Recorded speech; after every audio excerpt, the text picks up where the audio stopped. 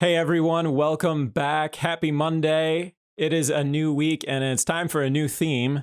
This week we are going to be focusing on doorways or domestic kind of openings, doorways, windows, passages, portals, whatever you want to call it. But we're going to be focusing on openings that happen inside of homes or inside of buildings. And for me, I'm going to be focusing on doorways inside of our house. And another way I'm going to challenge myself is by only painting from life this week. So I'm not going to be using any kind of photography or any photo reference, but I'm only going to be setting up and painting from life. And I'm also excited because I'm pulling out my old Pashad box to do a lot of these paintings. So let's get to it. Let's paint. All right, so it is week 2, and we are on to a new theme. For this week, I decided that I would bust out my Pashad box. It's a box that is basically designed to make little paintings.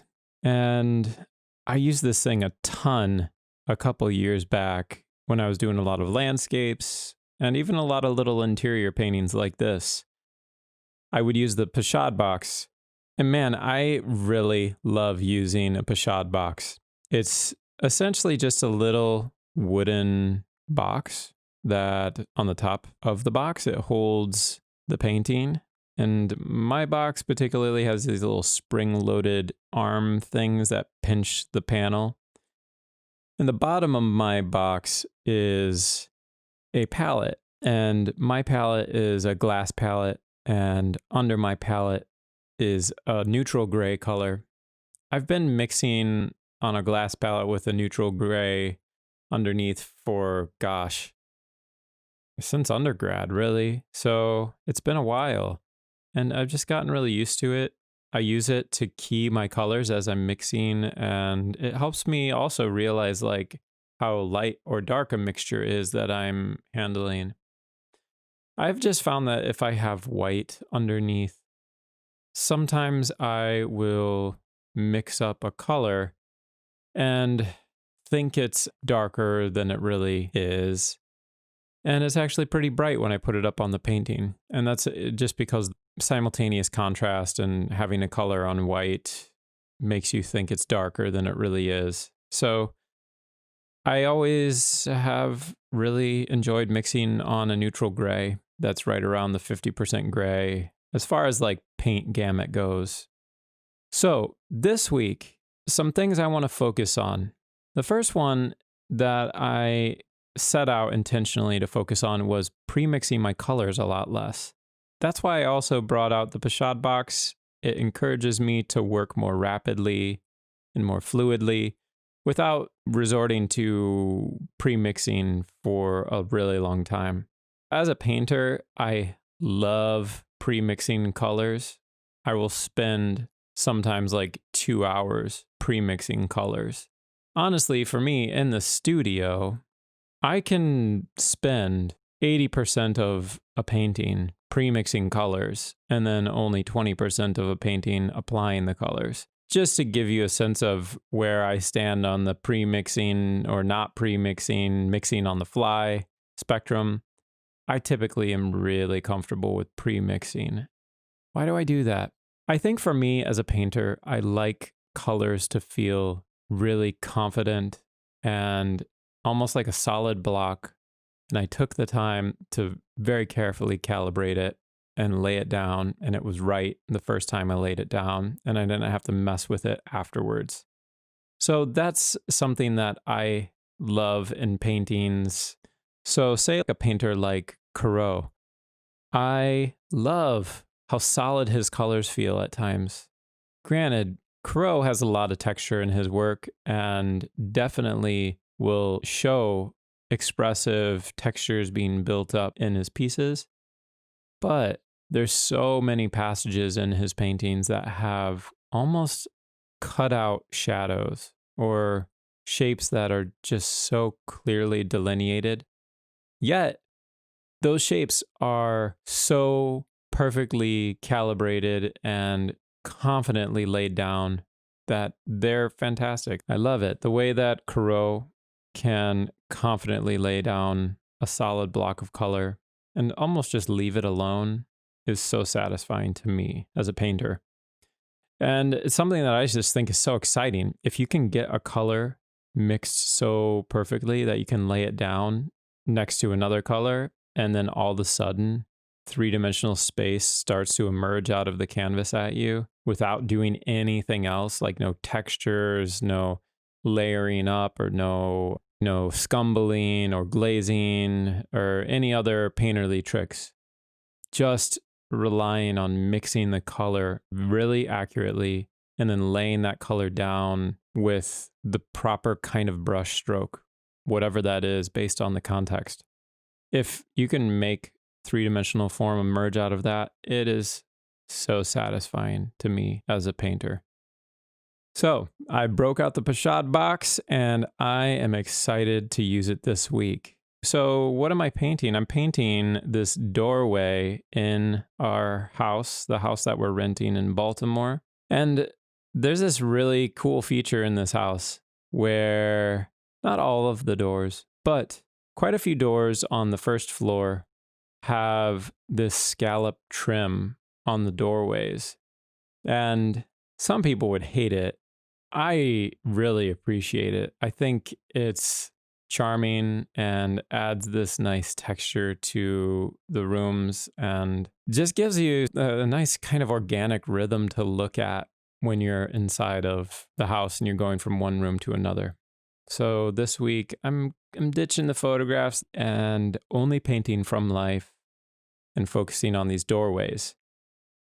So also, I gotta say that when I use the Pochade box, it changes the way I paint. And I think it's just, I'm really familiar with using this box as a painting tool, especially when I would take it out into the landscape. And as soon as I start using it, I feel this sense of urgency. It's like, the light's changing, Caleb. Hurry up, get the painting done. Most of the time I'm mixing the colors with the brush. Only if I need to mix up a lot of color do I use the palette knife. And it just gives me this crazy sense of energy that I love. This particular Pochade box mounts to a tripod. So if you've seen any of these kinds of boxes, some of them are like freestanding little structures that are like a French easel. There's just all types of designs. But this particular design is one that just attaches to a tripod head and you can put it on any tripod. And when I pull this thing out and I start painting with it, you better believe I'm going to paint way faster. And I don't know what it is. It's just got to be some kind of weird association I have with this tool as a painting tool. When I pull it out, I'm like, I'm going to make a painting in a single setting, and that's the only way I'm going to use this thing. Which is great. And that's actually kind of what I want this week. I want to really cultivate that sense of urgency and that sense of working quickly and trusting my instincts as a painter and challenging myself in that way. And another thing I'm doing to challenge myself a little bit more today is that I'm painting at night. So this particular piece I started at, gosh, I actually think I started this at like 10 o'clock at night, sometime around then. And that creates another real practical sense of urgency because I can't go to bed until I finish this painting. So make really smart decisions, work efficiently, and don't be lazy. I can't take my sweet time and just stare at the subject for 20 minutes and then stare at the colors I've mixed and then wonder if I'm doing the right thing or whatever. There's none of that. There's no second guessing. It's just do the next thing and then do the next thing and then do the next thing until you're coasting into the finish line. And that's the beauty of what this box does to me. It has this amazing effect on me. It makes me work fast and I love it. If you've never painted outside in the landscape, you probably won't understand why this happens or why this kind of sense of urgency just manifests itself when I use this Pochade box. But when you paint outside and the sun is moving and your subject is changing minute by minute. Things are shifting. Clouds come, clouds go away. The sun starts dropping in the sky. The color temperature of the sunlight starts to shift as it gets lower in the horizon. All these crazy things that you have to think about. When you're dealing with a shifting environment and you're trying to paint under it, you have no choice but to work quickly, and you're gonna make a lot of mistakes. You're gonna fail at times because what you were looking at the beginning of the painting is more than likely not going to be what you're looking at the end of the painting. And so that creates this whole other element of urgency in landscape painting. It's really difficult to create that sense of urgency in a studio environment. So let's talk about why I'm focusing on doorways, or we could call them passages, gates, portals. That's a cool word, portal. I like that. It kind of encapsulates different things like a doorway or a gate or some sort of entryway. Definitely one that seems imposing and mystical. It definitely makes me think of grand ideas. Portal, going into a cathedral. You go through a portal. If you're going into the upside down, you're going through some sort of portal. If you are traveling to another world, you're going to go through a portal. So that's a fun word in the English language. But I love doorways, and let me tell you about why I love doorways. It was sometime probably around grad school that I moved from Northwest Indiana. I grew up in Northwest Indiana, just outside of Chicago. For those of you who don't know Northwest Indiana, it's known as the region, and Chicago doesn't accept us because we're in Indiana, but then the rest of Indiana doesn't accept us because that's where all the Democrats live. And we don't follow the same time zone as the rest of the state. We follow the time zone of Chicago because Northwest Indiana is part of the Chicago suburbs. If you've ever driven through Chicago and you tuned into a local radio station, more than likely they're going to say something along the lines of, "Welcome to W blah blah blah blah blah, your Chicagoland and Northwest Indiana radio station for the coolest music." Something like this. Yeah, so Northwest Indiana, it's part of the Chicago suburbs. I grew up there.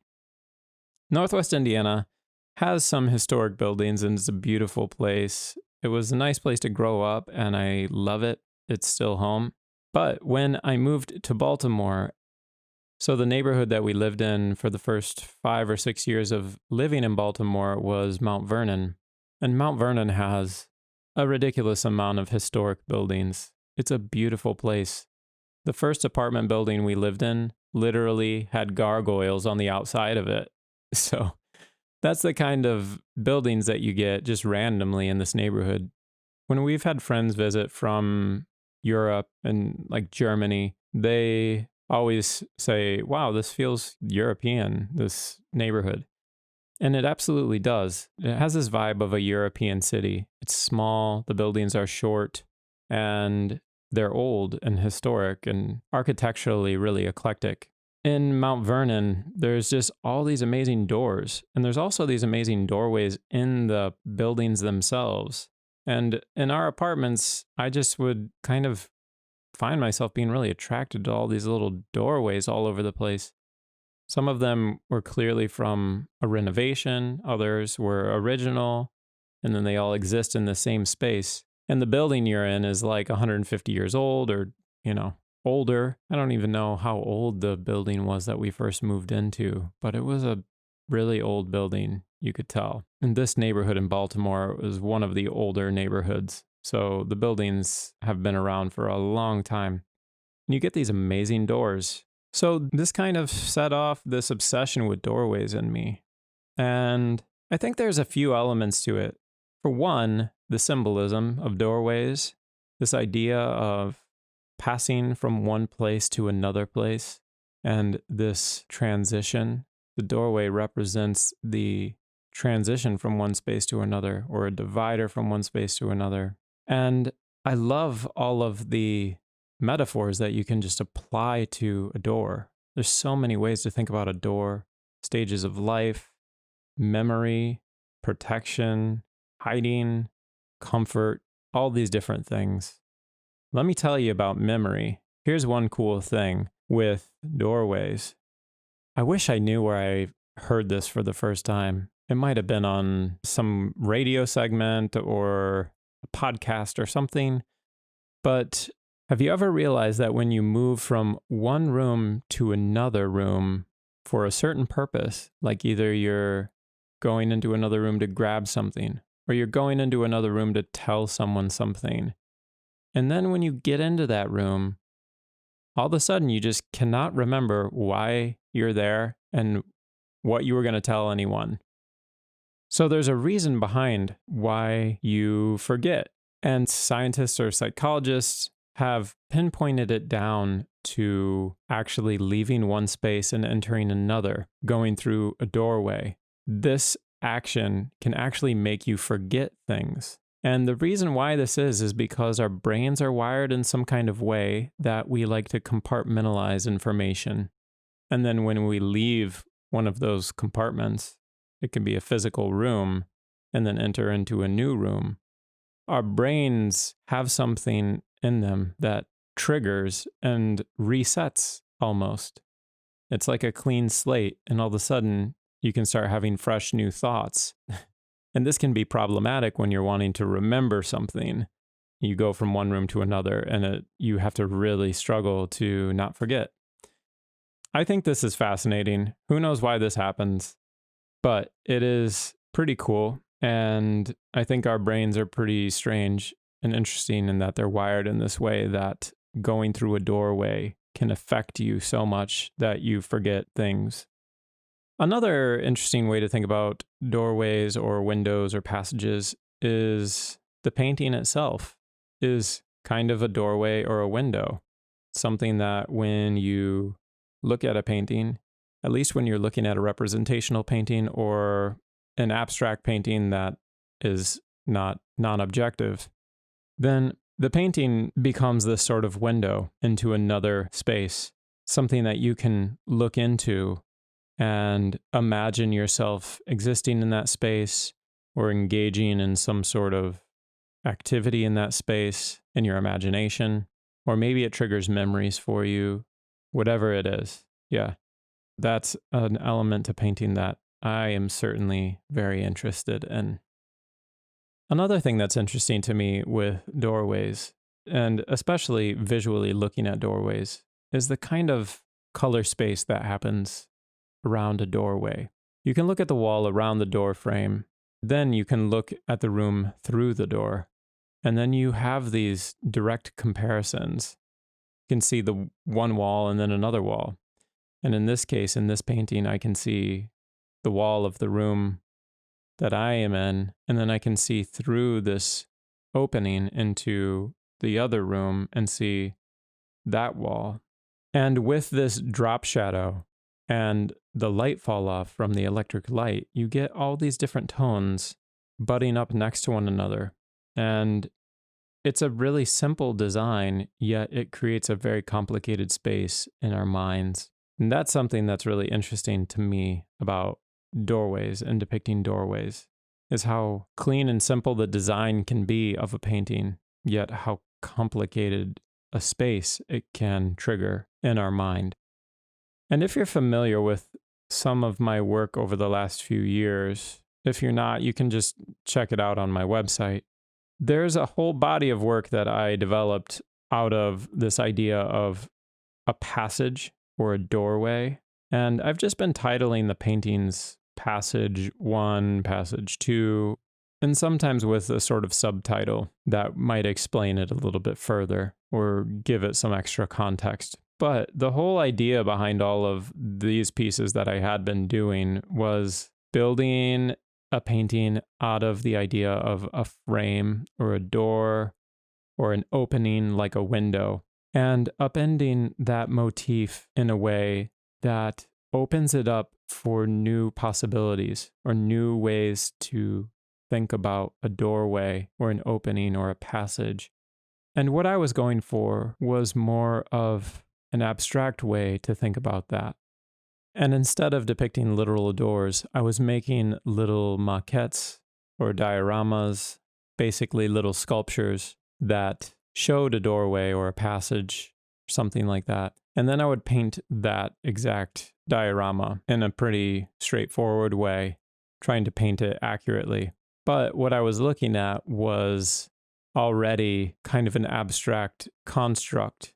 It wasn't something that you would actually encounter literally probably ever in your life, unless you were at some kind of weird amusement park that had these strange doorways with bright colors and weird textures.